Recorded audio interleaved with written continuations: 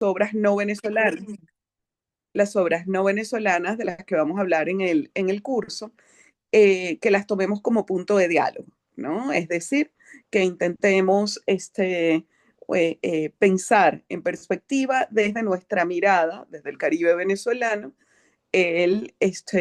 las otras islas y los otros territorios, ¿no? De los otros territorios, este, ¿cómo se llama? Caribeños, ¿no?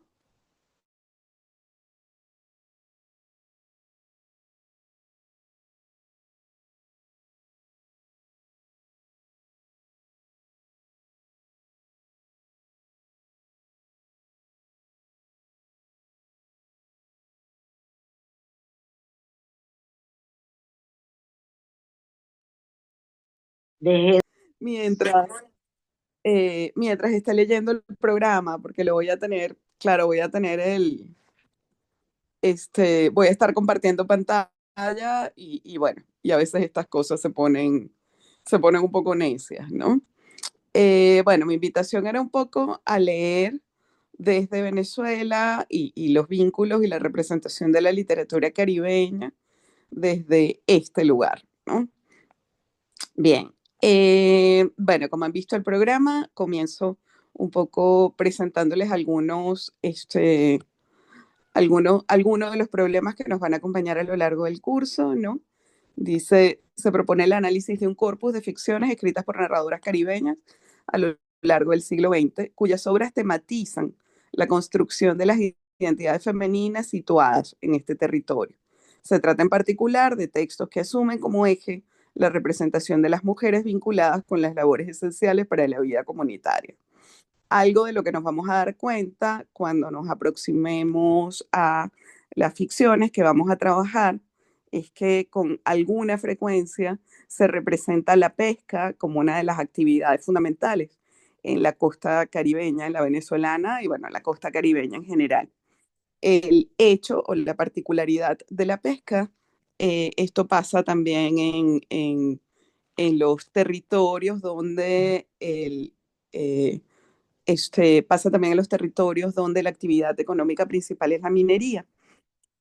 El territorio se convierte en un espacio homosocial, lo que implica la redistribución de roles y funciones de género dentro de esa sociedad, ¿no? Como todos los hombres se van a pescar, o buena parte de los hombres se van a pescar, las mujeres tienen necesariamente que ocupar espacios de producción económica, cultural, política, que en otro tipo de sociedades, en sociedades donde hay una coexistencia diaria de hombres y mujeres, se distribuyen de otro modo, ¿no? Entonces, es uno de los hilos conductores de las 8 obras de las que vamos a hablar en el curso, ¿no? Bueno, son desde vendedoras de pescado, las personas dedicadas a cuidar las infancias y a los ancianos, muchas de ellas se dedican a la protección espiritual, que es otra de las patas que vamos a explorar con respecto a las obras, y fundamentalmente esta labor de comercialización, venta, de generación de fuentes de ingresos y de sostén familiar. O sea, no es solo el sostén emocional, que lo vamos a ver dentro de la historia, de las historias, sino también el sostén económico, que es algo que no es tan frecuente en otras representaciones de identidades femeninas en el Caribe, ¿no? Además, bueno, están ancladas en experiencias concretas de la vida caribeña, como les mencionaba anteriormente. Y hay algo que creo que es particularmente relevante, algo en lo que quiero que pongamos el foco, y es la ética del cuidado frente a la ética de la justicia, ¿no? Tenemos que considerar que estamos hablando de textos escritos desde 1947 hasta 1991.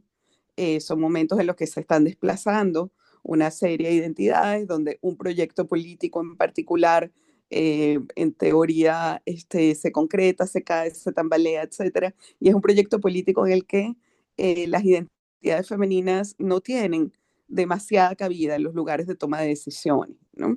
Entonces, este grupo de autoras reconstruye esta sociedad en la que, por supuesto, ser mujer, ser una mujer productiva y ser una mujer intelectual tiene otro lugar.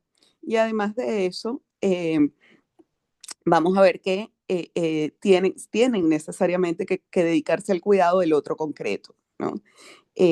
Tradicionalmente, y bueno, ya leeremos los textos teóricos que reflexionan sobre eso, se distribuyen cuando pensamos en jerarquías de género y en roles de género. El hombre está al cuidado normalmente de un otro abstracto a partir de la ética de la justicia. El hombre tiene que cuidar la nación, la familia, la política, y todas estas grandes entelequias, todas estas grandes construcciones, mientras que en paralelo las mujeres se dedican al cuidado del otro concreto, no del otro abstracto, ¿no? Del hijo, del abuelo, ¿no? Y estas son representaciones que se problematizan, se cuestionan y se proyectan al interior de estas obras, ¿no? Normalmente el curso lo dicto en 12 semanas, aquí son 8, eh, cosa que me tiene un poco frustrada y le pueden pedir a Camilo que les cuente cuántas vueltas dio el programa porque yo me resistía a encogerlo. Entonces les voy a mencionar, ahora voy a hablarles como muy por encima porque tienen que elegirlas para sus exposiciones de las obras, ¿no? Este, ya les voy a presentar texto a texto, ¿no? Pero además de eso, les quería comentar que hay como 3 ejes a partir de lo que les vengo comentando, les vengo presentando, hay 3 ejes a partir de los cuales leer, ¿no? La agencia femenina, la marginalidad y las relaciones con el poder, ¿no? Y bueno, por supuesto, todo esto va dirigido a que reflexionemos acerca de las estrategias narrativas utilizadas por las autoras a lo largo, porque son 50 años, o sea, es 43, entre la primera obra que es de 1947 y la última que es del 91. Entonces, vemos que las estrategias narrativas obviamente se van modificando, que hay diálogos con el canon, que hay desplazamientos estilísticos, retóricos, etcétera, que obedecen a gustos de época, sensibilidades del momento y también a formas como se proyectan estos problemas que son más o menos, o sea, o que podemos resumir en una tríada que es identidad femenina, Caribe, modos de producción, ¿no? Bien, entonces, bueno, la gran pregunta eje del curso es si ustedes perciben o si somos capaces de construir al pasar estas 8 semanas una poética, si somos capaces de detectar, ¿no? Una poética femenina slash feminista caribeña que subvierte los marcos interpretativos desde los que se ha pensado la literatura de la región. Estos son unos marcos absolutamente porosos, móviles, ya vamos a hablar de eso un poquito más adelante, ¿no? Bien, el objetivo general entonces sería analizar las representaciones de las identidades femeninas en un corpus de narradoras caribeñas del siglo XX con el fin de comprender cómo estas autoras configuran o no, ¿no? Por eso les decía que era nuestra gran pregunta, una poética femenina feminista y situada que problematiza las categorías de género, poder y marginalidad en el marco cultural del Caribe. ¿No? Bien, ¿de qué vamos a hablar, no? El problema de la ciudadanía, que es el primero que se nos presenta, el problema de la ciudadanía es un problema que atañe principalmente a las autoras de el segundo tercio del siglo XX, ¿no? Es decir, aquellas que publican entre 1930, bueno, nuestra primera autora es del 47, que publican entre 1930 y 1959, que es cuando el debate está abierto, el debate por la ciudadanía femenina está abierto en Venezuela y en general en América Latina. O sea, consideremos que el primer país en aprobar el voto femenino es Ecuador, el primer país de América Latina en aprobar el voto femenino es Ecuador en 1929 y el último es Paraguay en 1961. Entonces tenemos esas 3 décadas como un momento de movilización de las identidades femeninas, caribeñas, etcétera. Y es un momento en el que es necesario este proceso de dar cuenta de sí mismo, como dice Judith Butler, ¿no? Judith Butler parte del proceso de interpelación que se da en un juicio en principio, cuando alguien tiene que defenderse de una acusación, se ve en la obligación de reconstruir narrativamente su identidad o de construir no necesariamente de Re, ¿no? De construir su identidad narrativamente porque tiene que dar cuenta de los hechos, ¿no? A partir de esto, Butler se expande hacia otras instancias de interpelación que también van a permitir este cuestionamiento del arraigo, del lugar de identidad, etcétera, etcétera, ¿no? Entonces, bueno, un poco me gusta esta figura para pensar lo que ocurre en los 30, los 40 y los 50 en Venezuela y en América Latina, pues en general, porque permanentemente están siendo interpeladas las identidades femeninas a propósito de las solicitudes ya masivas en ese momento de participación ciudadana y de derechos políticos, ¿no? La segunda pata que me interesa para sostener nuestra mesa, ¿no? Por eso digo patas, ¿no? La metáfora no la había explicado, no sé si se entiende.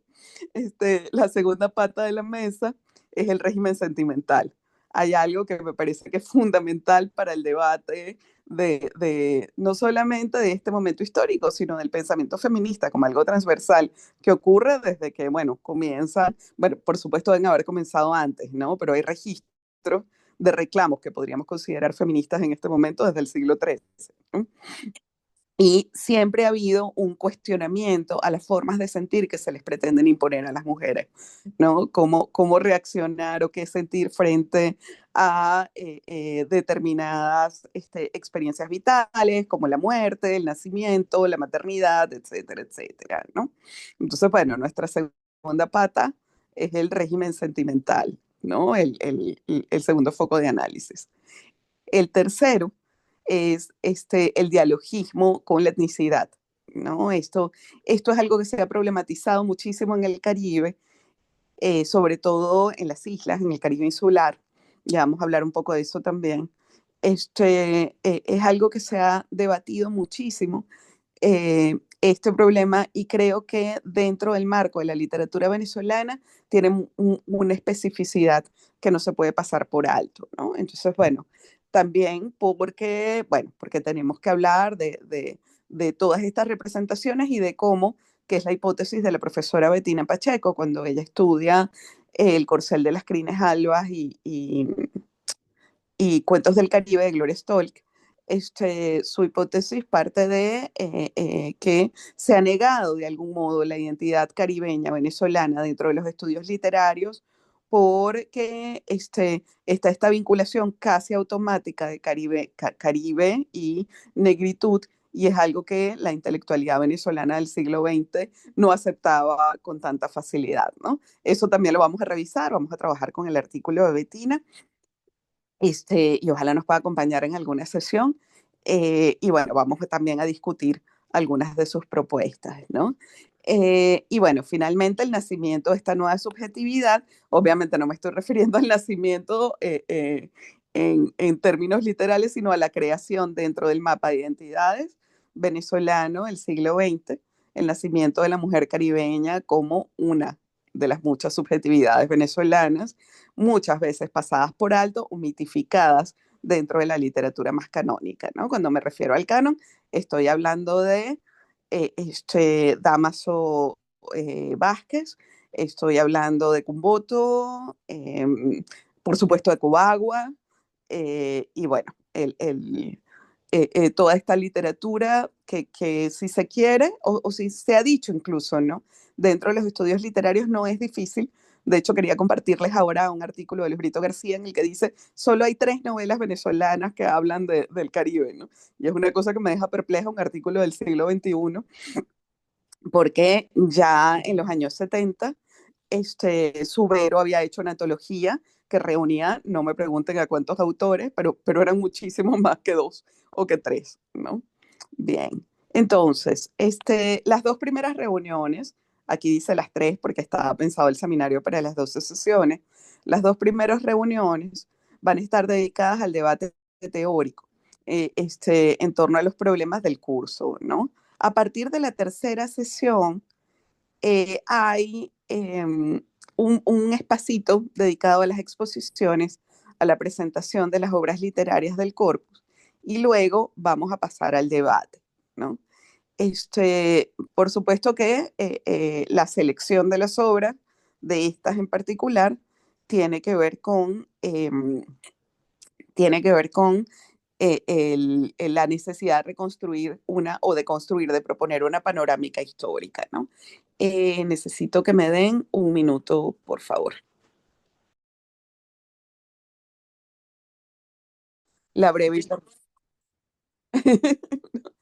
Disculpen la breve interrupción, gracias.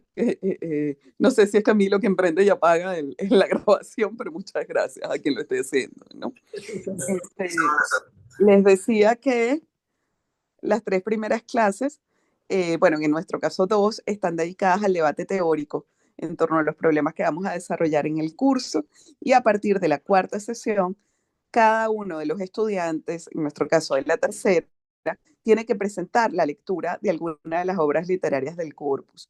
Fíjense, yo tengo 12 obras literarias, de las que ya les voy a hablar detenidamente, y ustedes son un batallón de gente, y yo no me esperaba que fuéramos tantos.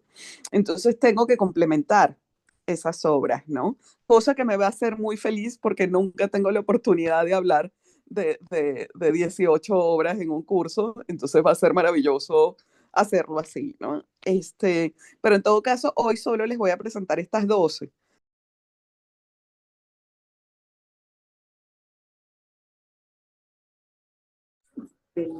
Profe, apagó el micrófono.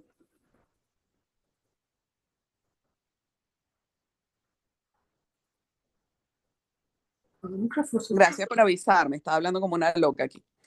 Les decían que, hablando como una loca porque estoy hablando sola, ¿no? Ajá.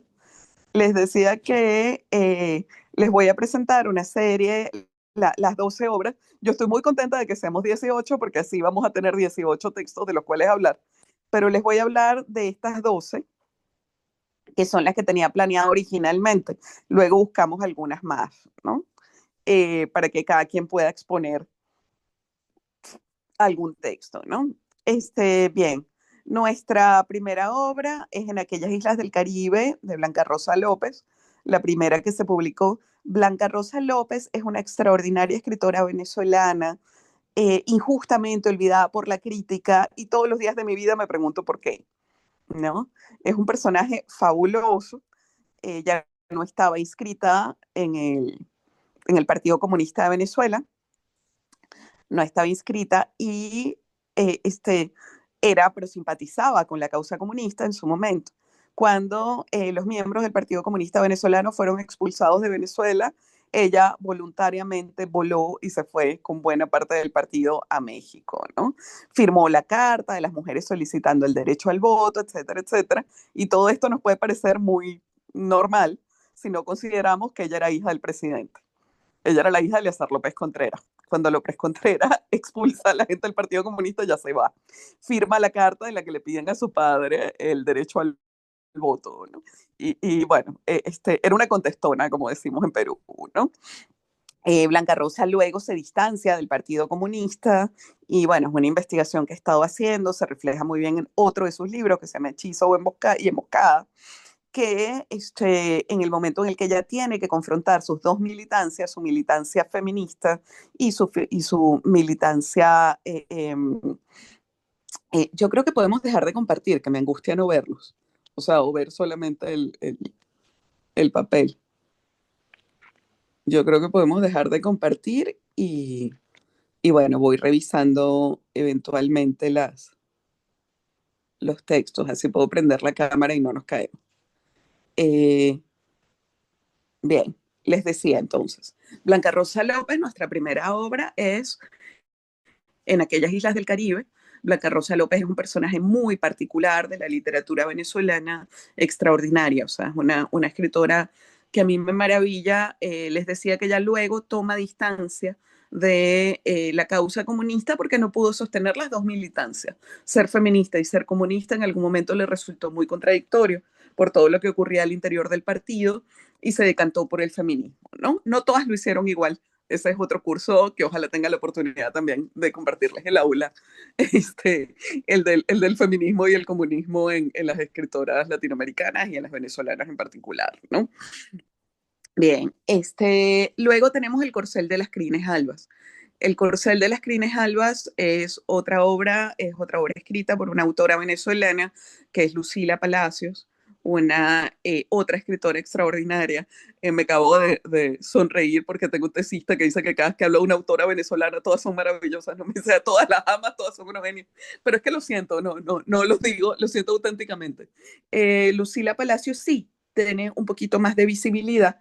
Yo no sé si ustedes, de hecho, la medalla de investigación de literatura venezolana de la Academia Venezolana de la Lengua se llama Lucila Palacios, ¿no? La medalla Lucila Palacios tiene un nombre, pero realmente yo siento que se ha leído muy poco y que se han leído muy pocas cosas de ella dentro de la literatura, dentro de los estudios literarios venezolanos, ¿no? El Corcel de las Crines Albas es una obra de muchísima denuncia y Lucila Palacios, socialdemócrata, hasta también un punto, todas perdían la paciencia en algún momento con las grandes tradiciones políticas, porque veían que no había cabida para las mujeres en los proyectos nacionales y continentales, ¿no? Entonces Lucila Palacios tiene esto, ¿cómo se llama? Tiene su propuesta, se fundamenta en una crítica al régimen anterior, tanto, y esto es interesante, son novelas del 47 y del 50, pero tanto en aquellas islas del Caribe como el Corcel de las Crines Albas se desarrollan en el gomecismo. Entonces hay una crítica muy fuerte política al sistema de gobierno y a los modos de producción en general, ¿no? Son novelas que están muy atrasadas por la lógica, por esta respuesta, ¿no? Que ellas dan ¿cómo se llama? Están muy atravesadas por la lógica, por la respuesta que ellas dan a lo que fue ese proceso de opresión y cada una propone soluciones distintas, porque claro, ideológica y políticamente y hasta su concepción y su relación con el feminismo, siendo profundamente feministas las dos, su relación y su concepción del feminismo era distinta, ¿no? Bien, nos vamos al Caribe inglés con Ancho Mar de los Sargazos. Yo no sé si ustedes leyeron Jane Eyre.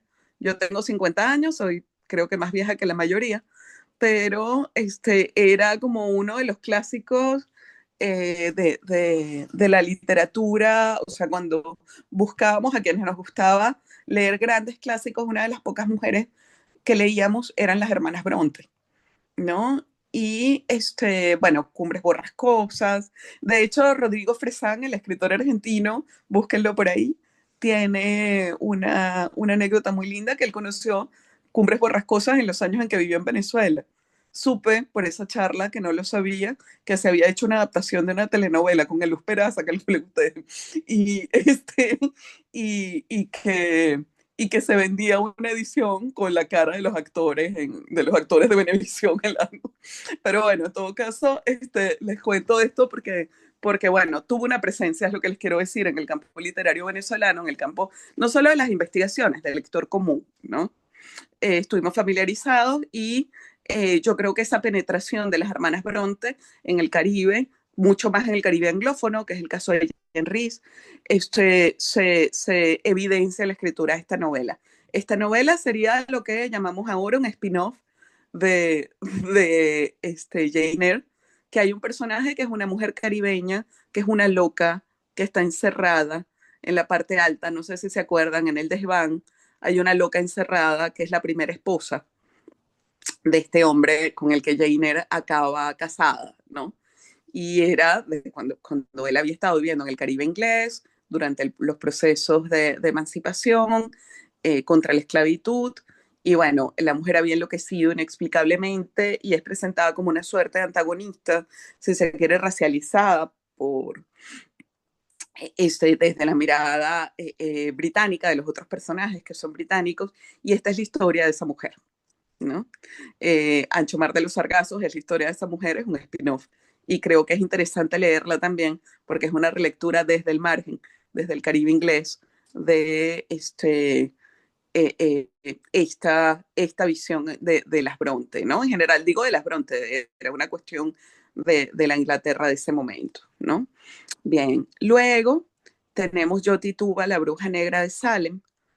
Eh, Deben haber escuchado alguna vez de la matanza de las brujas de Salem, sin duda. porque bueno, es una historia que ha sido llevada al cine, al teatro, hay muchísimas obras literarias sobre esa quema de brujas, y se habla poco de una bruja muy interesante, que fue la primera imputada además, que era una mujer esclavizada.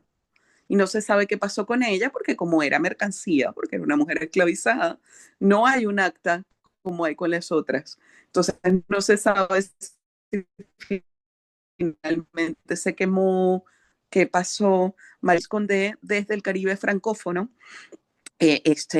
falleció hace 2 años, Marisol Condé, y todavía no supero el duelo de que no se ganó el Nobel, que murió sin haber ganado el Nobel. Marisol Condé ganó un Nobel honorario, le dieron un Nobel como de, ¿saben? ¿No? En el 2018, porque, pero bueno, es una escritora extraordinaria. Y en Yo Tituba, la bruja negra de Salem, nos está hablando de esa primera acusación, ¿no? Y de esta mujer racializada, que es la primera en ser acusada de brujería en Salem. Y bueno, nos cuentan sus peripecias y las relaciones con otras mujeres, también racializadas algunas. Y bueno, cómo la singularidad de ser una mujer negra y esclavizada la lleva a vivir la quema de brujas de otra manera, ¿no? Entonces, claro, cuando pensamos en el Caribe, uno de los elementos fundamentales y que se ve muy claramente aquí es la diáspora, ¿no? Esta mujer nace en el Caribe francófono, pero es trasladada en el momento en que es racializada, que es, perdón, esclavizada, y a partir de ahí tenemos otra representación, ¿no? Bien, está también en diciembre llegaban las brisas. Este texto me parece muy importante de Marvel Moreno, porque hay pocas obras del Caribe colombiano, ¿no? Si ustedes se fijan en la costa pacífica colombiana, se habla mucho más en la literatura colombiana de la costa del Pacífico, y la costa Caribe se deja un poco de lado. Sin embargo, el Caribe colombiano tiene una producción literaria, poética importante, y esta obra de Marvel Moreno como que inscribe el territorio colombiano, y eso es algo que también, de lo que también les voy a hablar en un ratito, inscribe en el territorio colombiano esta identidad caribeña, ¿no? La hace parte del proyecto nacional, ¿no? Bien, Son vacas, somos puercos, a ver, denme un segundo que creo que estoy omitiendo alguna, ¿no?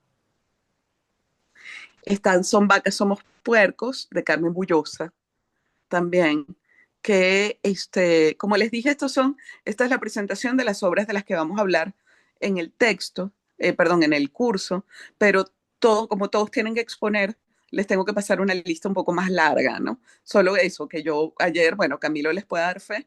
Ayer cuando me pasó la lista me quedé con cara de ¿y esto qué es? Y este montón de gente. Y bueno, estoy muy contenta de que sea así, que podamos compartir a las autoras, pero me disculpan no haber tenido suficientes lecturas como para que organicemos las exposiciones, ¿no? Además, a ver, que aquí me están diciendo algo. ¿Alguien lee lo que dice el chat? Por favor. Hay un montón de comentarios en el chat. A ver, este... ok, Mónica dice que es la más vieja aquí. A ver. Ay, genial. Joy, que no es nada. A ver, que no cree en la lentitud, dice que quiere trabajar con Lucila Palacios de una vez. Se nos adelantó. Eh, sí, sí, no pierde oportunidad, ya dijo con quién quería trabajar.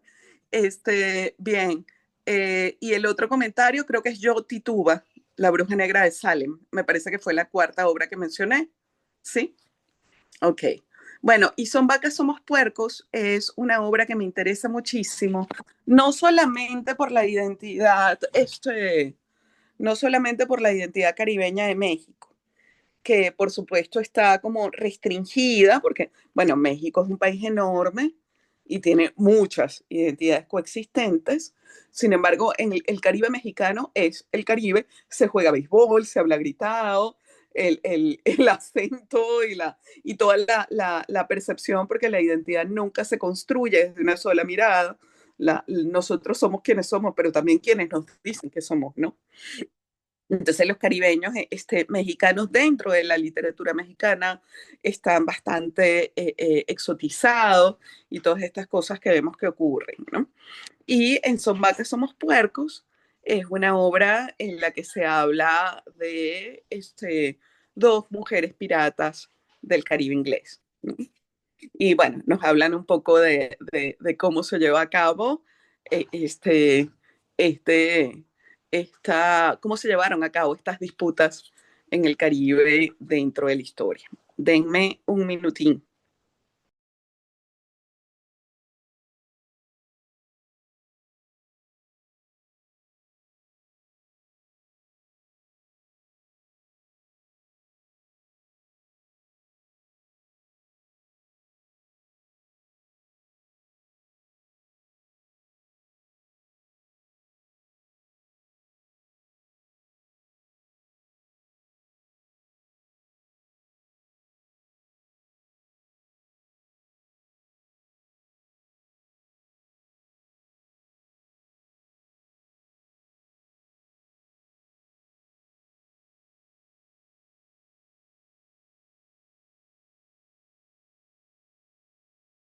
Este, Fue una cuestión muy circunstancial, ¿no?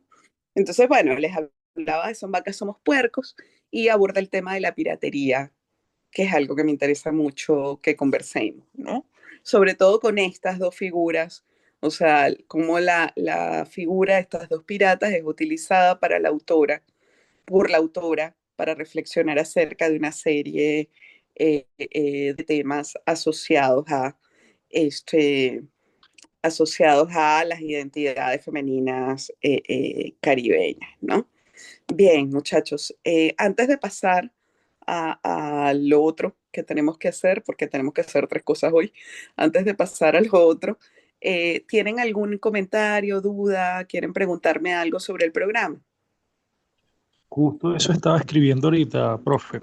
Hay una novela de la profesora Michelle Asensio que se Ujú. llama Amargo y Y Dulzón. Dulzón. Ujú.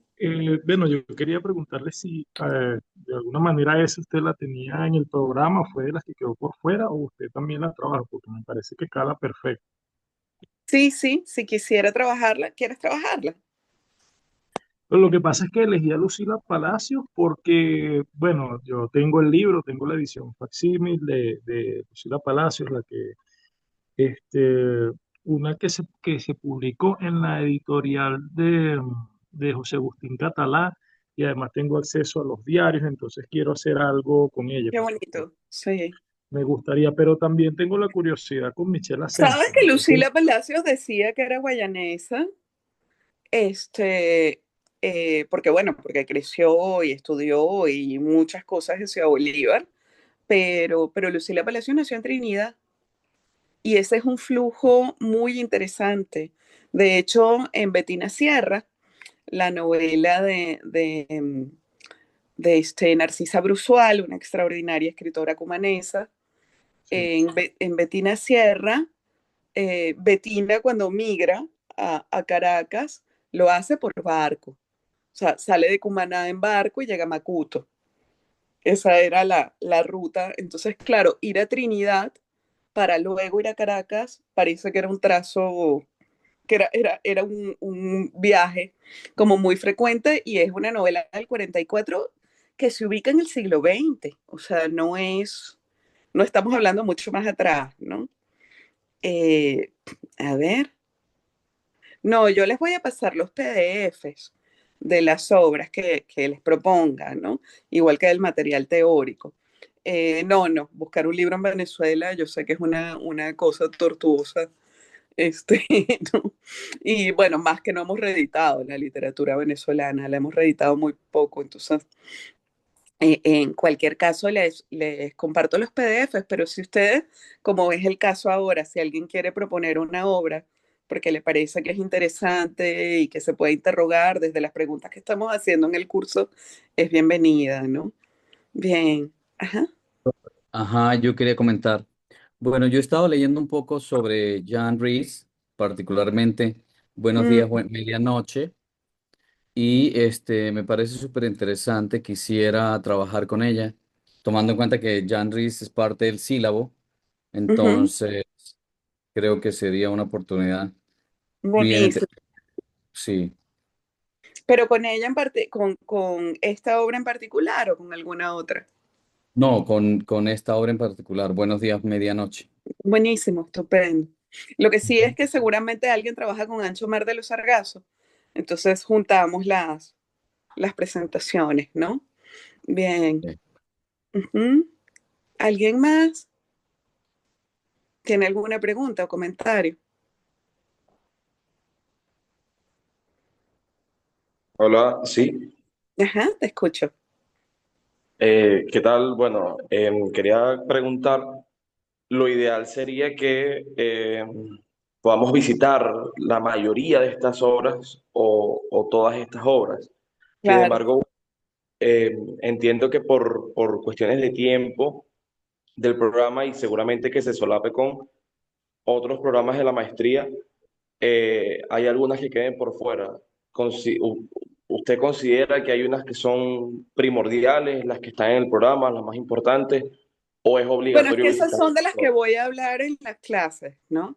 Aunque, por supuesto, como cada quien va a hacer su presentación, su exposición, eh, hablaremos también o haremos referencias a las otras obras, ¿no? Creo que vamos a poder hacer un mapa amplio, me gusta la idea. Este, pero bueno, en principio, estas 6 novelas y bueno, si expones alguna de esas, si expones sobre alguna de esas o sobre alguna más, también es interesante o sea, a ver, obviamente nadie va a leer las 18 novelas en 8 semanas, porque no, este, pero bueno, que nos aproximemos a la mayor cantidad de obras posibles, ¿no? Bien, ¿alguien más? ¿Preguntas, propuestas? ¿No? Ok. Ajá, Alejandra, ¿ibas a decir algo?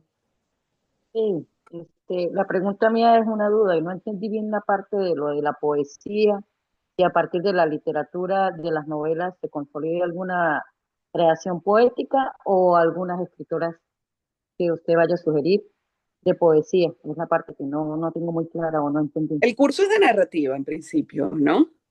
Hay No, una parte donde se no, nombra poesía, pero no entendí esa parte. no, el curso es de narrativa. Eh, debo haber hecho referencia a algún poema, no sé bien. Ustedes me dicen, muchachos, si la hice. El curso es de narrativa y bueno, son fundamentalmente obras, ni siquiera propuse cuentos en la lectura, perdón, son fundamentalmente novelas, ni siquiera propuse cuentos en el corpus inicial, ¿no? Ahora, si tienes algún interés particular en alguna poeta que crees que No, puede ser me pareció interrogada desde el entender, curso, no, me ujú, pareció entender de lo que estaba hablando, de lo que estaba hablando que nombró algo de la poesía. Tal vez entonces yo escuché mal o ujú, lo confundí con el otro programa de la otra profesora. Gracias. ok, bien. ¿Alguna pregunta más? ¿No? Bien, seguimos, ¿no? A ver, un minuto. Seguimos por aquí. Alguien levantó la mano, vi una manito volando por ahí. ¿Quién era? ¿No? Bueno, María este es, Milagros, quería preguntar si el ancho mar de los sargazos está en español o en qué idioma. bueno, si quieres leerla traducida, está bien. Te la envío, de hecho, la subo traducida, ¿no? Ok. Es ideal, por supuesto, leerla, pero si la vas a leer traducida y la vas a trabajar en diálogo con los problemas que se están presentando en el curso, perfecto, no pasa nada. De acuerdo, Muy bien, bueno, ok. pero ella está originalmente ¿en qué lengua? Inglés. Bueno, si me las puede enviar en las dos, sería bueno. Te lo agradecería. Gracias. Ah, ya. Henry se vendió rápido hoy. Este, bien, ¿no? Bueno, ahora les hago una pregunta para que comencemos a conversar y presentar los problemas teóricos que vamos a tratar de responder con los textos que vamos a leer para la clase próxima, ¿no? Eh, este, a ver, Nazaret levantó la mano. Profe, Nazaret estoy, quería estoy intervenir. viendo que hay otra mano. Ajá, Nazaret, cuéntame.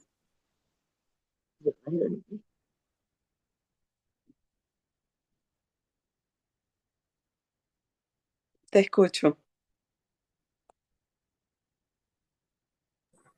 Nazaret, tienes apagado el micrófono.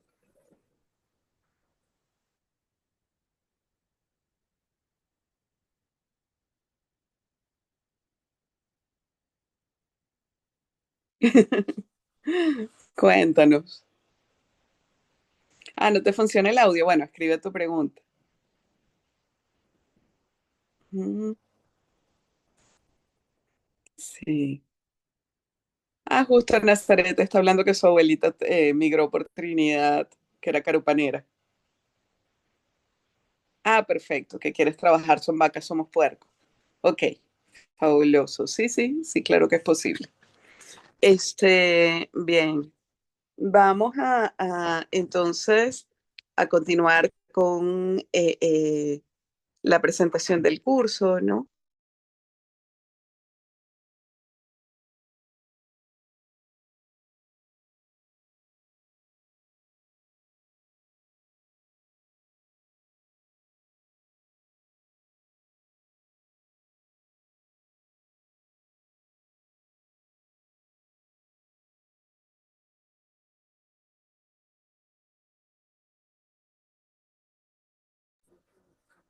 Esperemos un momento, que la profesora como que tiene nuevamente problemas con el audio, con la imagen, con la señal.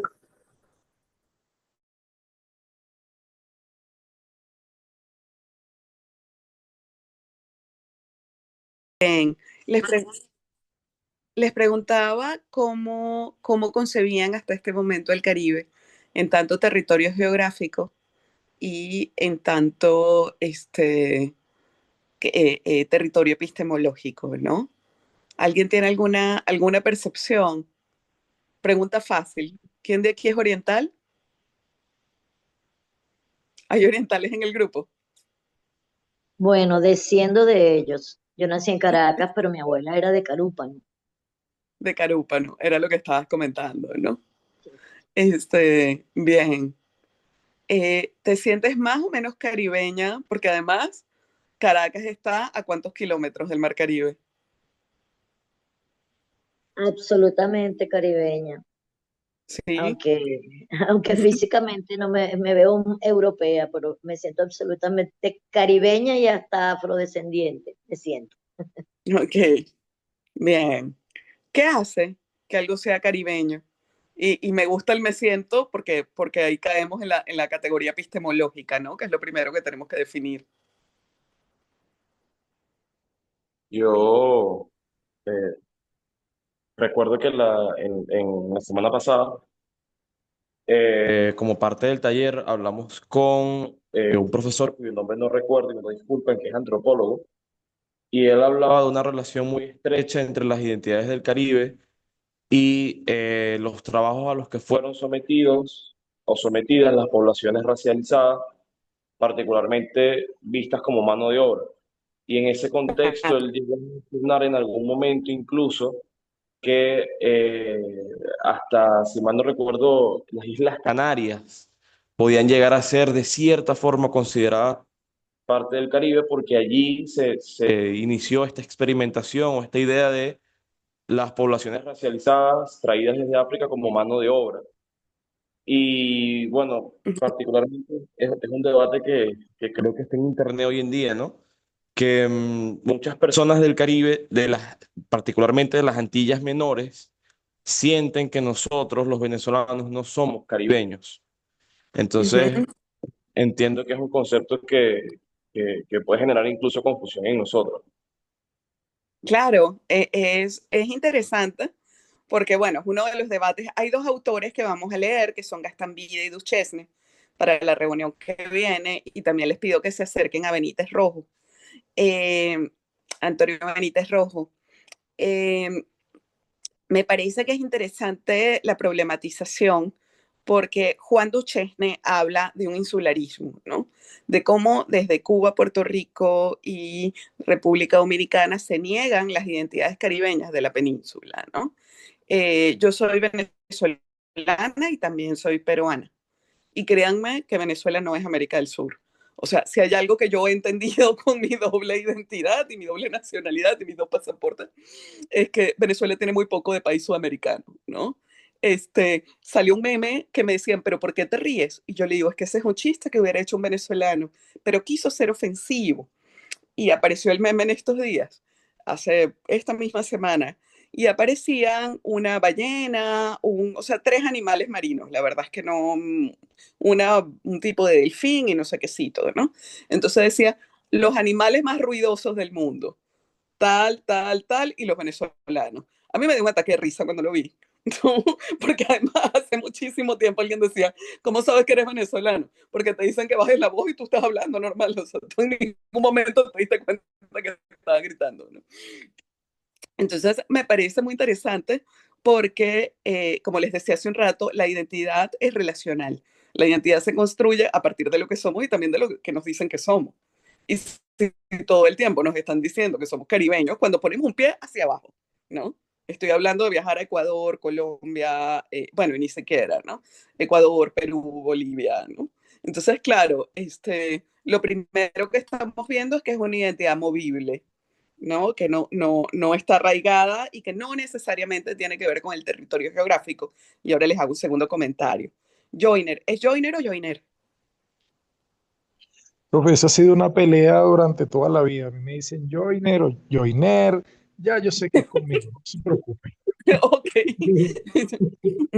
Entonces, yendo al tema, sí, el Caribe, claro, no podemos, no niego la ubicación geográfica del Caribe, pero si el Caribe fuese solo geografía, no se pudiera explicar, por ejemplo, cómo esa experiencia también atraviesa el Brasil, cómo también esa experiencia pudiera atravesar ciertas partes de Colombia, que aunque tiene una costa Caribe, la experiencia del Caribe va un poquito, va mucho más allá de su costa. E inclusive una vez me comentó el profesor Jorge Romero León, cuando el profesor Eduardo Lizán estuvo acá en la UCB, él dijo que quienes estudian literatura latinoamericana y del Caribe y no leen a William Faulkner, no están estudiando literatura latinoamericana y del Caribe. A mí eso me llamó la atención, hasta el día de hoy eso me llama la atención porque no solamente el Caribe es geografía, sino experiencia. Claro, Y claro.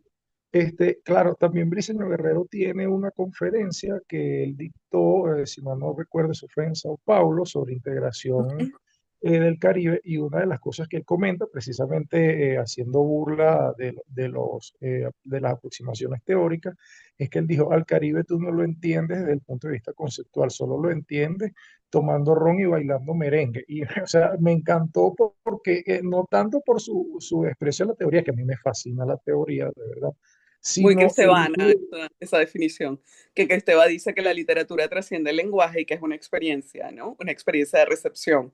Creo que por tal ahí va cual, lo que te dijo, ¿no? O sea, ver exactamente. béisbol y bailar salsa y tomar ron es una posición de recepción que nos permite comprender una experiencia más allá del hecho lingüístico de la definición, ¿no? Tal cual, exactamente. Eso es lo que pienso hasta ahora sobre el Caribe. Bien, me parece interesante el comentario de Faulkner porque por supuesto es una presencia, pero además García Márquez que no solo se decía caribeño, sino que además decía que había que dividir distinto Venezuela y Colombia.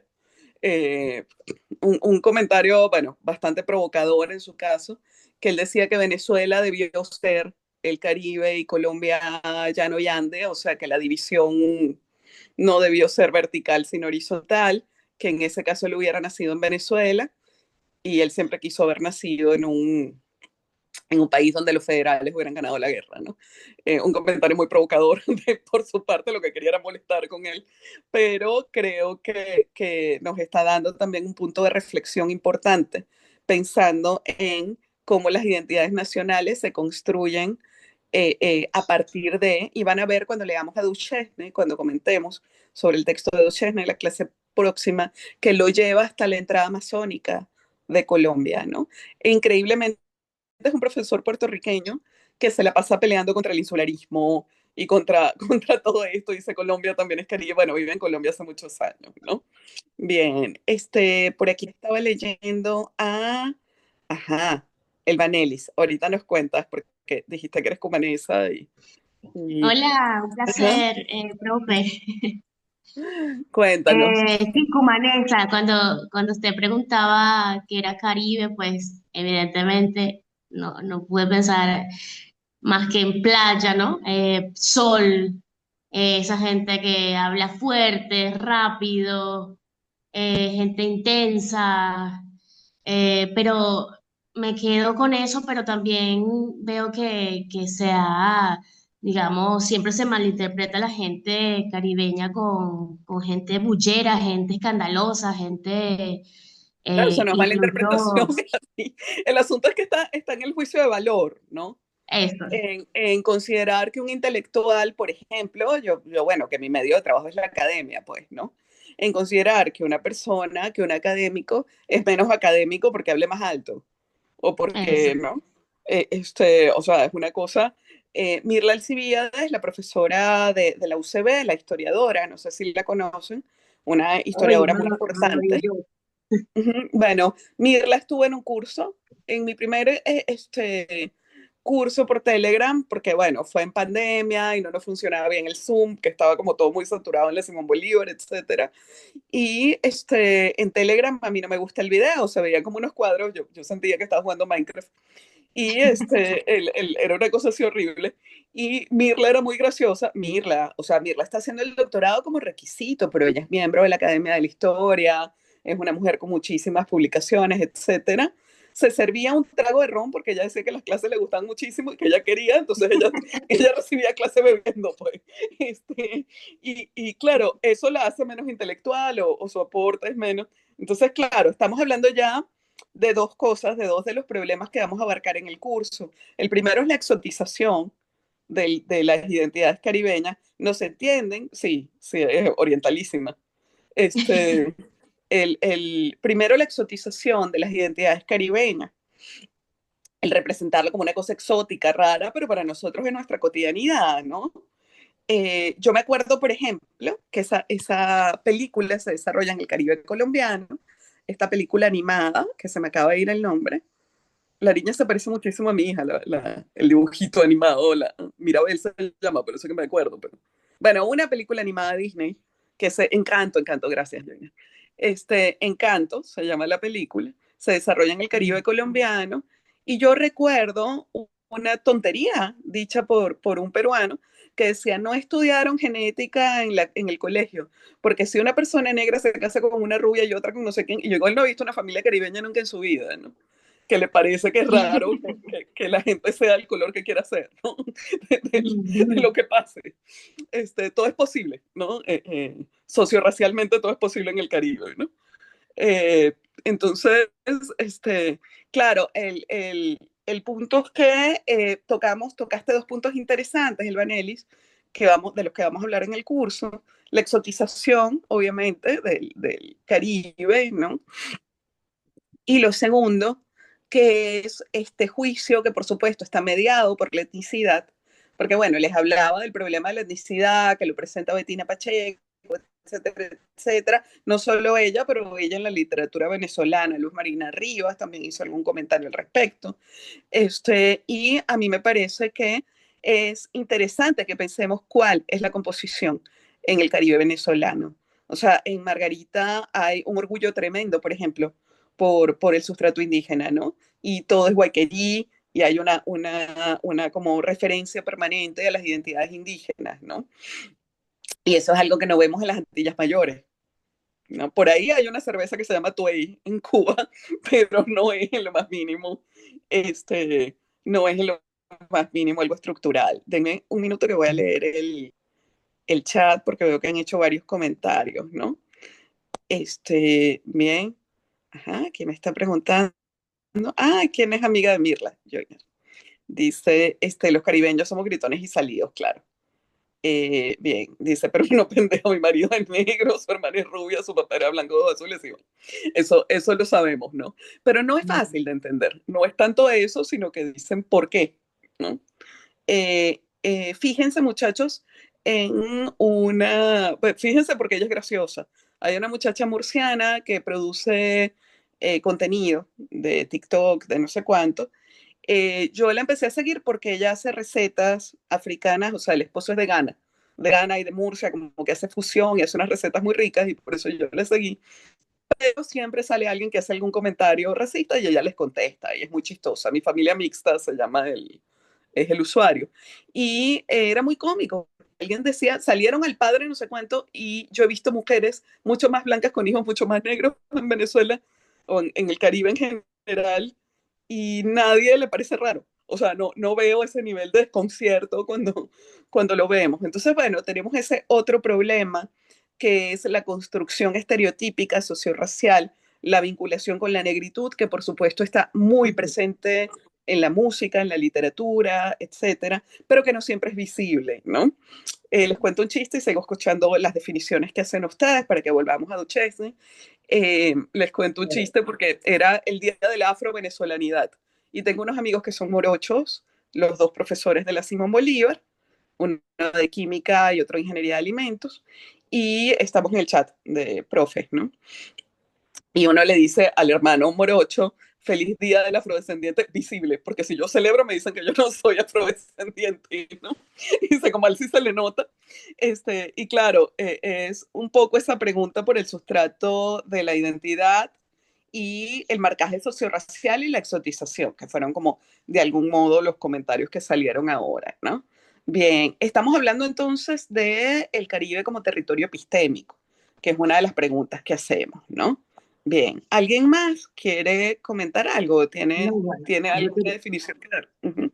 Yo quería completar un poquito diciendo que, bueno, que aparte de eso, ser caribeño para mí, también es identificarme no solo con la cultura y costumbres de mi pueblo, sino con los otros pueblos que me rodean, o sea, los pueblos del Caribe. Uh-huh. Por ejemplo, yo escucho samba y es como que si escuchara tambores, yo oigo los tambores y los pies se me van solos. Y Uh-huh. no tengo ese color canela que se necesita para bailar tambor. Me encantan los tambores, me encanta la música oriental. O sea, es eso, pues. Somos tan espontáneos que a veces somos impertinentes, aparte de gritones, Uh-huh. ¿no? También somos un poquito que a veces metemos la pata. Entonces eso, pues somos fraternos Bien. en Oriente tú acabas de conocer a una persona y ya te está invitando para su casa. Y que lo diga la señora de Así. Cumaná. Bueno, No, gracias. no, pero además de eso, contando las intimidades, que eso era una cosa que a mí Sí, me daba risa de mi familia peruana, cuando nos visitaban, este, viene una prima así con los ojos, pero así, y me dice, en el supermercado un muchacho está hablando de su divorcio a todo volumen, y yo digo, oye, pero qué horror que hable así de algo tan privado, tal. Y después cuando se despide de la señora a la que le está contando todo, le dice, ¿usted cómo se llama? Y dice, no, es que estaba hablando a todo volumen, que le estaba contando su vida a alguien que no había visto nunca en su vida, ¿no? Y bueno, es algo que es muy, el espacio público y el privado, que es otro elemento que podemos pensar también dentro de los textos. Fíjense, hay una definición, hemos dado muchas vueltas sobre la definición epistémica, ¿no? Y la problematización, qué significa ser caribeño, cuáles son los límites sociorraciales, cuáles son los límites identitarios, ¿no? Pero hay otro problema enorme, que es el geográfico. A mí me enseñaron que Venezuela limitaba al norte con el Mar Caribe. No sé si a ustedes les dijeron lo mismo, porque bueno, es otro programa educativo, pero realmente a mí no me dijeron, Venezuela limita con Estados Unidos, con México, no, que es realmente el límite territorial del agua, ¿no? el límite de las aguas territoriales de Venezuela, con San Vicente y las Granadillas, ¿no? Entonces, el norte con el Mar Caribe nos saca del Mar Caribe, ¿no? Increíblemente nos tira hacia adentro. Y Venezuela es el país del mundo con la costa caribe más larga, más grande. ¿No? Entonces, excluir a Venezuela del Caribe es excluir una territorialidad, además que abarca muchísimos estados, etcétera, ¿no? Porque les pregunté quién era oriental, pero fíjense ustedes que si revisamos en la literatura falconiana de finales del 19 y comienzos del 20, les recomiendo un novelón maravilloso de Polita de Lima que se llama Ladrón de Sal. El Ladrón de Sal, una escritora venezolana. La novela aparece después porque también le tira durísimo el gomecismo. A las mujeres no les gustaba nada, a estas intelectuales le tira durísimo el gomecismo, entonces se termina publicando en el 38. Pero es una novela que ya está circulando en ciertos espacios del campo cultural venezolano desde 1910. Y o sea, hay ya notas de prensa, comentarios de gente, hay evidencia de que ya se estaba leyendo, ¿no? Y en El Ladrón de Sal se ubica en Falcón, en las Salinas de Falcón, ¿no? Entonces, claro, el Caribe, pregunté por el Oriente, pero el Caribe venezolano abarca una buena cantidad de estados, ¿no? Ángel, dime. Una de las contradicciones que siempre surgen en este debate es que incluso el grupo indígena y étnico que da nombre al Caribe surge de acá, ¿no? Ujú, claro, y es una de esas cosas que son tan difíciles de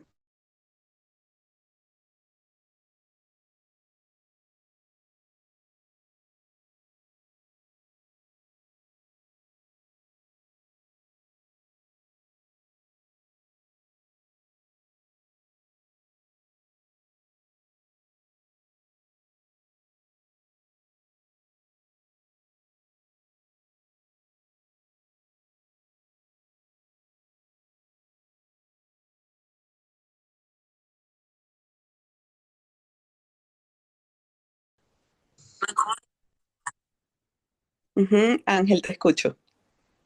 No, no era eso, que lo que le comentaba bueno, muchas personas de las Antillas que niegan la identidad caribeña de Venezuela, pero que paradójicamente el grupo étnico que da nombre Sí. al Caribe sale de acá. Entonces ya por Ujú. ahí hay una contradicción, ¿no? Claro, y además de eso, la cultura no se limita porque el flujo es permanente. Hablábamos ahorita de la diáspora, ¿no?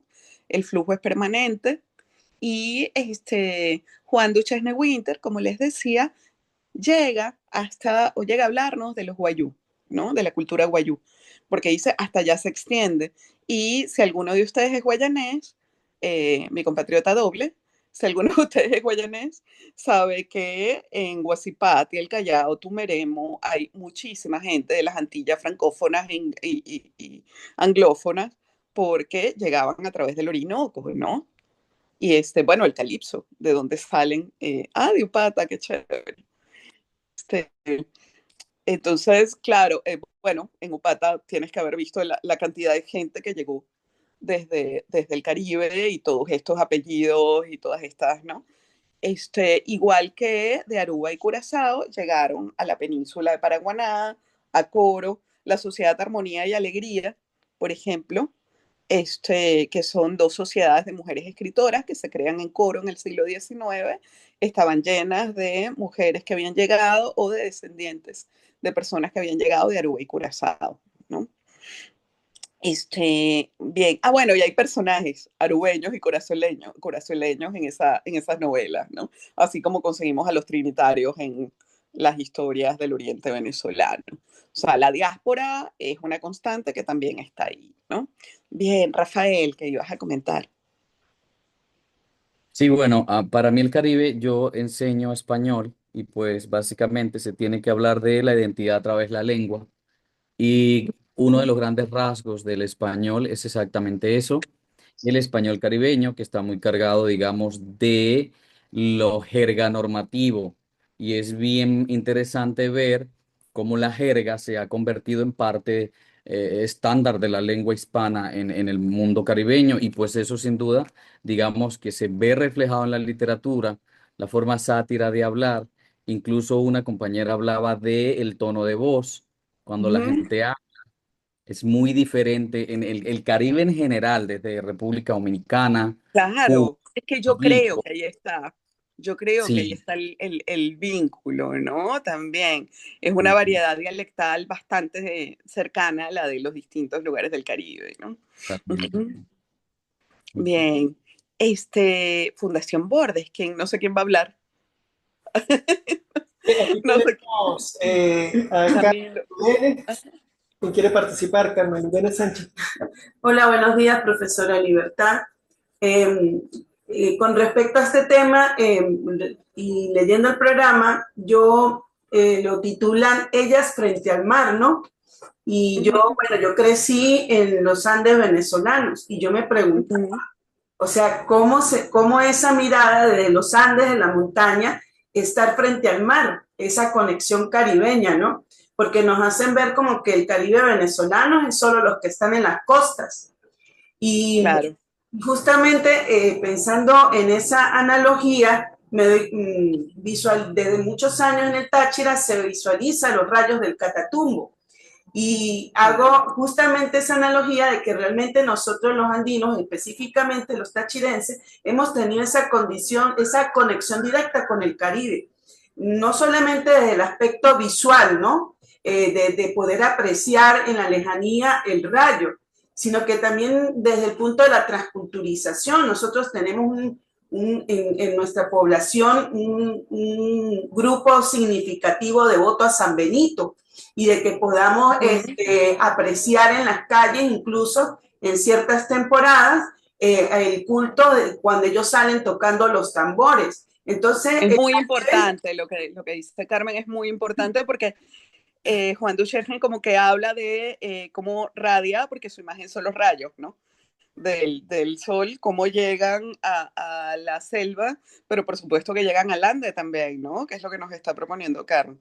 Uh-huh. sí, o sea, no, realmente el Caribe venezolano es un territorio amplio, extenso, no solamente son las Uh-huh. costas. Entonces, es un proceso cultural que realmente ha venido penetrando y que ha impactado históricamente desde la colonia y después dentro de esos raigamen postcoloniales que hemos vivido. Entonces, Claro. creo que esa cosmovisión del Caribe venezolano es interesante de cómo desde el territorio más extenso hacia adentro, nosotros también nos percibimos como Caribe. Uh-huh. Así es. Y además, como decías, hay ¿cómo se llama? Una circulación de la cultura, ¿no? El San Benito y las tradiciones y una serie de representaciones más. Y bueno, y creo que ese punto de reflexión es muy importante, sobre todo por el lugar desde donde estamos hablando ahora, ¿no? El pensar los Andes también como un lugar de extensión o de proyección, ¿no? Sí, estoy de acuerdo contigo. Nazaret, nos ibas a decir algo. A ver si ahora sí se escucha. ¿Me escuchan? Sí, sí, te escuchamos. Ah, vale, no, me quedé pensando en lo que planteabas sobre por cómo te sientes en el Caribe, por qué te sientes en el Caribe. Y yo particularmente siempre me sentí, bueno, guayanesa de Upata, ¿no? Pero Uh-huh. lo geográfico ahí es tan maleable precisamente por toda esa zona del Callao, Guasipati, porque claro, fuimos también penetrados por nuestra cultura antillana. De hecho, la comida guayanesa también es una fusión de esas mismas Antillas, y a pesar de que por lo menos de Upata para abajo uno pudiera decir, bueno, más hacia la selva, más amazónico, la conexión particular de la zona de donde yo me crié, y también por mis abuelos que eran corsos, eran apellido Tucen, pero eran vamos, pobres que venían para acá. Entonces, toda esa hibridación termina reflejándose en mi identidad caribeña, más allá de lo que pudiera pensar que pronto sea amazónica, porque creo que el Caribe además es una sensibilidad. Y no, yo nunca lo reflexionas hasta que, por lo menos en mi caso, que me fui, que ahora vivo en un pueblo del norte de Galicia, donde obviamente la cultura es tan contenida, y luego yo me veo con amigas dominicanas o con gente de dominicana y siento de una vez esa conexión, porque claro, se ve reflejado en los tonos, en la sensibilidad, incluso en la música, y te das cuenta que esa identidad es tan hibridada y tan amplia que no se puede limitar a lo geográfico. Claro, claro. Y me parece interesante que hables también desde Upata. Y bueno, yo lo hacía desde Guasipati, que están bastante cerca, este, de cómo la conexión con el Caribe, pero incluso no solo con el Caribe hispano, está presente. Eh, un chiste cortito a propósito del comentario de Nazaret, y escuchamos a Nurieli. Eh, yo estuve haciendo una pasantía en la Universidad Goethe en Frankfurt, ¿no? Y resulta que hice una amiga venezolana que es de biología, es de otro departamento, de otro lado, pero como es venezolana, hablábamos siempre, ¿no? Y yo le decía, los animales alemanes dicen mucho plus minus. Cuando tú dices algo, te responden plus minus, como un poquito menos, ¿no? Entonces ella se muere de risa, le da un ataque de risa, porque ella es peor que yo, de gritona y de todo. Y me dice, no, chicas, eso nos lo dicen a nosotros porque dicen que cada vez que uno come algo es la mejor comida del mundo. Te tomas algo, el jugo más rico que me he tomado en mi vida, ¿no? Entonces dice que la expresividad es una cosa que a los alemanes los desconcertaba mucho y que por eso siempre nos están diciendo, bueno, un poquito menos, ¿no? No te puede haber gustado tanto. Entonces, claro, la expresividad es algo que vamos a ver en esta literatura desbordada, barroca, porque se desborda, ¿no? Los textos que vamos a leer vemos que se desbordan. La sensorialidad, el barroco, la repetición, la búsqueda del lenguaje, ¿no? Bien. Nurieli.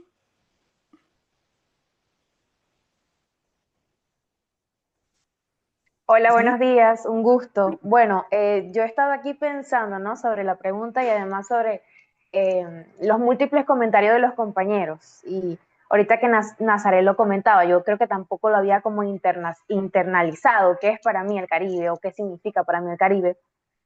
Porque muchos de estos elementos que ustedes comparten, la playa, digamos que esas múltiples descendencias, esos distintos tonos de piel, esa expresión son cercanos para mí porque vivo en la costa, o sea, yo soy de Falcón. Estoy aquí súper rodeada de mar, de arena, de playa. Entonces, cuando la compañera que estaba en Mérida hacía referencia, en Táchira, perdón, hacía referencia a cómo ella se ve, que vemos reflejado muchas veces que el Caribe, pues el mar. Y ella dice, tengo una montaña aquí al frente, ¿cómo me acerco al Caribe o cómo me siento identificada con el Caribe si no puedo verlo, ¿no?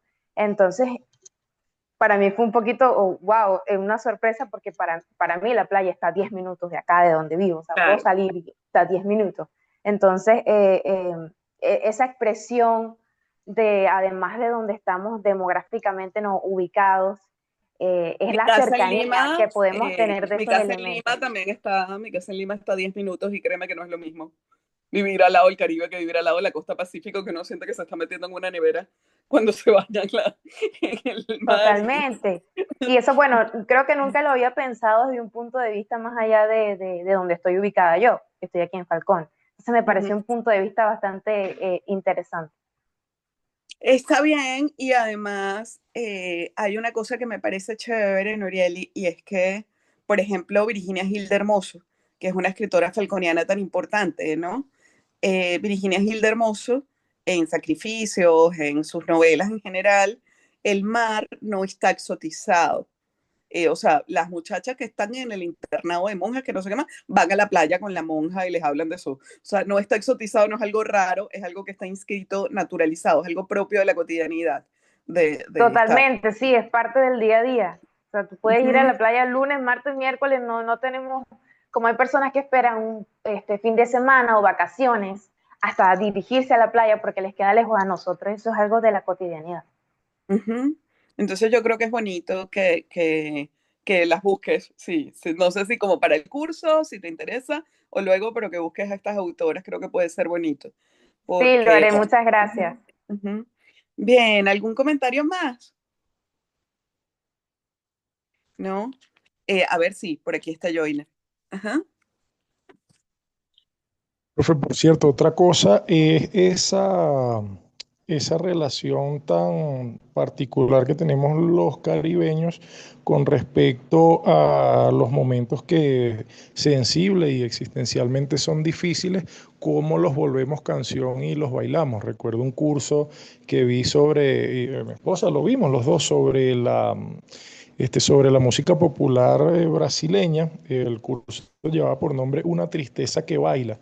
Y yo creo que eso no solo define a la música popular brasileña, sino que de una u otra manera también atraviesa toda la experiencia del Caribe. Le pongo el ejemplo porque, bueno, además de docente y editor, soy también percusionista y uno escucha temas como, por ejemplo, Lamento de Concepción de Roberto Roena, compuesto por Tite Curet Alonso, ambos puertorriqueños.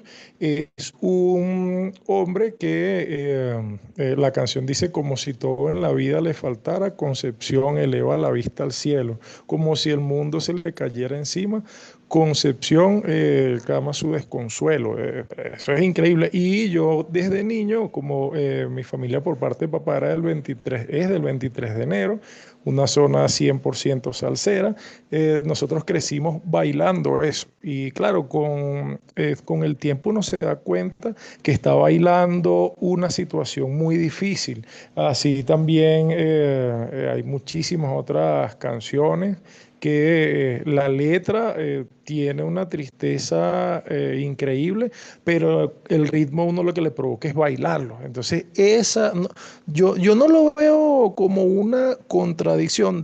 Visto desde afuera sí es exótico, pero visto desde nosotros parece que fuese como la forma que tenemos de exorcizar esos males que digamos que en Europa sería, conversando con amigos europeos, me dicen que eso es impensable, haciendo excepción de Andalucía y otros casos, pero que eso es impensable allá, esto de bailar estas penas, bailar, eso no se vive aquí, eso es cotidiano. Y creo que ese es un rasgo particular del Caribe. Bien, a ver, aquí tengo un par de comentarios, ¿no? Casi que el colapso sanitario es bailable. Sí, no es el costo de la vida y el Niágara en bicicleta, ¿no? Sí, es bailable. Ya, y que envidia Falcón, ¿no? Bien, fíjense. Vamos a un poco para ordenarnos.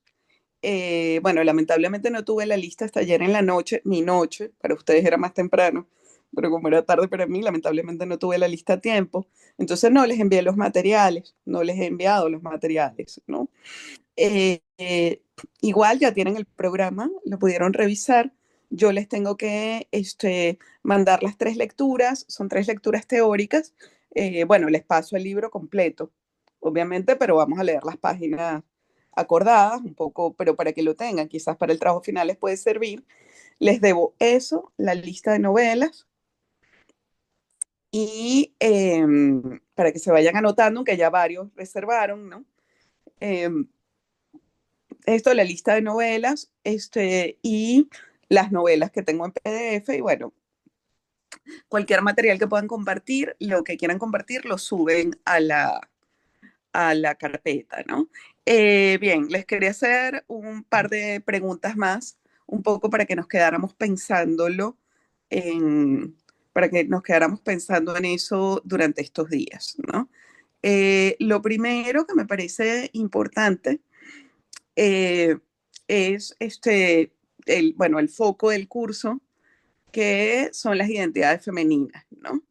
Creo que no hay margariteños, pero las mareras son, son una figura bastante común dentro de Margarita y de ¿no? Estas vendedoras de pescado, y bueno, el contrabando es otra institución que está muy presente en el Caribe y que fue una forma, y me encanta Polita de Lima, la escritora falconiana de la que hablaba hace un ratito, porque ella lo plantea como un asunto ético, si realmente está mal el contrabando, ¿no? Y dice, bueno, si esto es parte de la identidad cimarrona ¿no? Y todas estas cosas, o si es algo más, ¿no? O sea, es algo que ocurre sencillamente como respuesta a este sistema opresivo en el que alguien se apropió de los recursos naturales y ahora hay que pedirle permiso para vender sal o para, ¿no? En el caso de Polita, pero ahí está presente, ¿no? Y qué lugar, como les decía, cómo se inscriben las identidades femeninas dentro de todos estos problemas particulares, ¿no? Porque hay formas específicas de manifestación de la violencia dirigida a las mujeres, ¿no? Hay formas específicas de manifestación de la violencia que se presentan dentro de estas obras y que tienen que ver, bueno, desde el acceso a la educación formal hasta, bueno, ahí lo vamos a ver, ¿no? El hecho de estar solas, entre comillas, solo entre mujeres, como las hace más vulnerables frente al poder político y un montón de cosas más, ¿no? Que tendríamos que ver. Me interesa muchísimo que pensemos en cómo las escritoras miran a los personajes femeninos, ¿no? Porque, bueno, los rasgos, algunos rasgos de identidad, clase, identidad sociorracial, etcétera, etcétera, hace que haya subalternos más eh, eh, favorecidos por los discursos que otros, ¿no? O sea, como que hay jerarquías internas de identidades y subjetividades en cada una de las obras, ¿no? Bueno, les repetía que, o les decía que, no tiene que ser del Caribe hispano la obra, el texto, porque nos estamos abriendo a Caribe francófono o anglófono. Y no sé si para cerrar tienen alguna pregunta adicional.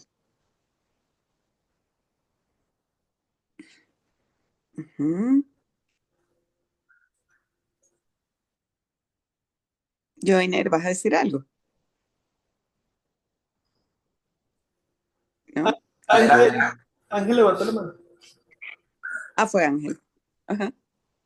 Sí, quería preguntar si en el listado que te tiene allí en la mano hay alguna autora precisamente margariteña, de los autores con los No, que se puede trabajar. no tengo, así que todo aporte será bienvenido. Me hablaron de una mujer que se llama Margarita Rubio, pero no he podido conseguirla. Ah, pero además no les he dicho algo. Margarita Rubio es su seudónimo, porque ella es de Rubio y vivía en Margarita. Y digo, a propósito del curso y del espacio donde lo estamos compartiendo, creo que puede resultar particularmente interesante. Camilo, ¿qué significa esa sonrisa? ¿Tienes algo de Margarita Rubio? ¿Tienes algún material de Margarita Rubio? No tenemos, pero podemos indagar, buscar. Vamos a buscar en los archivos, en los compañeros.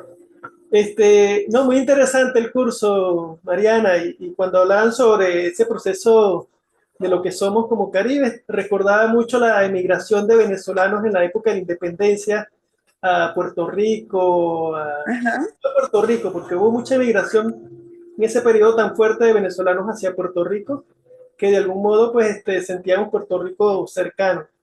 Y aquí en Trinidad Benítez, que es una escritora de la que se sabe muy poco, se sabe que era de Aragua, habla de la migración a Cuba. Habla de la migración a Cuba y del... Ajá. Sí. ¿Cómo se llama? Acá en el Táchira tenemos presencia antillana.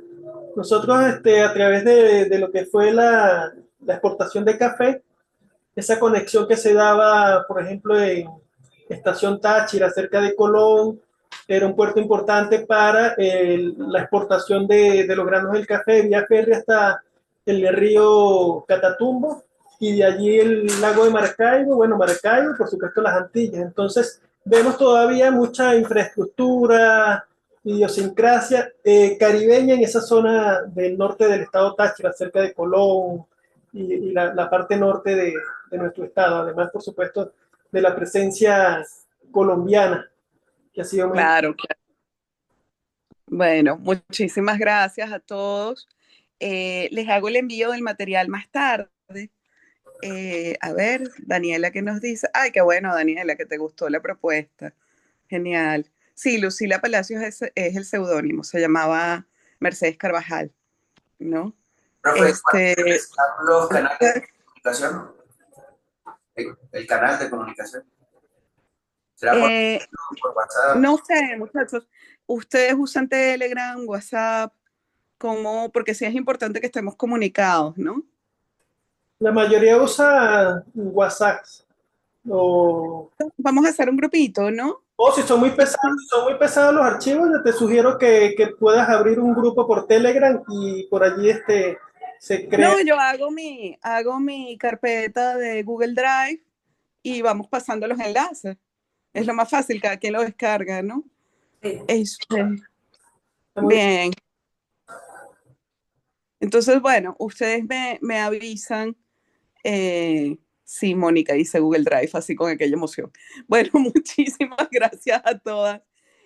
Muchísimas gracias a todos también. Nos vemos la semana que viene. Que les vaya muy bien. Gracias. Gracias.